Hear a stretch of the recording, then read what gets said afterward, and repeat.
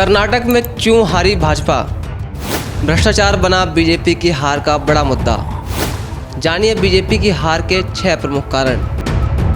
जी हां, कर्नाटक विधानसभा की 224 विधानसभा सीटों के नतीजे सामने आने के बाद कांग्रेस ने सत्ताधारी भारतीय जनता पार्टी यानी बीजेपी को करारी मात देकर पूर्ण बहुमत के साथ सत्ता की अपनी राह पक्की कर ली है। लेकिन कर्नाटक चुनाव के रुझानों में कांग्रेस को पूर्ण बहुमत के साथ ही हार और जीत के कारणों को लेकर भी चर्चा शुरू हो गई।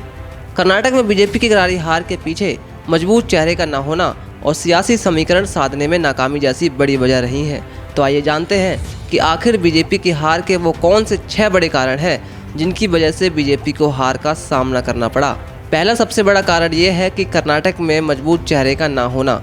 कर्नाटक में बीजेपी की हार की सबसे बड़ी वजह मजबूत चेहरे का ना होना रहा है। येदियुरप्पा की जगह बसवराज बोम्मई को बीजेपी ने भले ही मुख्यमंत्री बनाया हो, लेकिन सीएम की कुर्सी पर रहते हुए भी बोम्मई का कोई खास प्रभाव नहीं नजर आया।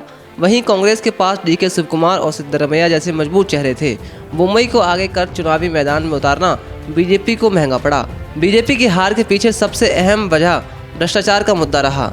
कांग्रेस ने बीजेपी के खिलाफ शुरू से ही 40% पेसीएम करप्शन का एजेंडा सेट किया और ये धीरे धीरे बड़ा मुद्दा बन गया। करप्शन के मुद्दे पर ही एस येदियुरप्पा को मंत्री पद से इस्तीफा देना पड़ा तो एक बीजेपी विधायक को जेल भी जाना पड़ा।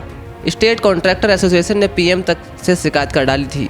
बीजेपी के लिए यह मुद्दा चुनाव में भी गले की फांस बना रहा और पार्टी इसकी काट नहीं खोज सकी। सियासी समीकरण नहीं साध सकी बीजेपी। तीसरा बड़ा कारण, कर्नाटक के राजनीतिक समीकरण भी बीजेपी साध कर नहीं रख सकी। बीजेपी ना ही अपने कोर वोट बैंक लियांगत समुदाय को अपने साथ जोड़े रख पाई और ना ही दलित, आदिवासी, ओबीसी और वोक्कलिंगा समुदाय का ही दिल जीत सकी। वहीं कांग्रेस मुस्लिम से लेकर दलित और ओबीसी को मजबूती से जोड़े रखने के साथ साथ लिंगायत समुदाय के वोट बैंक में भी सेंधमारी करने में सफल रही। भाजपा की हार का चौथा बड़ा कारण ध्रुवीकरण का दांव नहीं आया काम। कर्नाटक में 1 साल से बीजेपी के नेता हलाला, हिजाब से लेकर अजान तक के मुद्दे उठाते रहे। एन चुनाव के समय बजरंगबली की भी एंट्री हो गई, लेकिन धार्मिक ध्रुवीकरण की ये कोशिशें बीजेपी के काम नहीं आईं।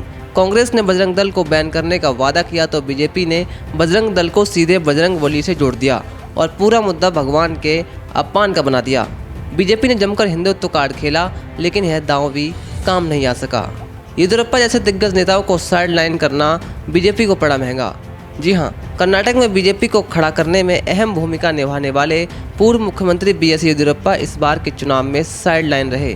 पूर्व मुख्यमंत्री जगदीश शेट्टार और पूर्व डिप्टी सीएम लक्ष्मण सावदी का बीजेपी ने टिकट काटा तो दोनों ही नेता कांग्रेस का दामन थाम कर चुनावी मैदान में उतर गए।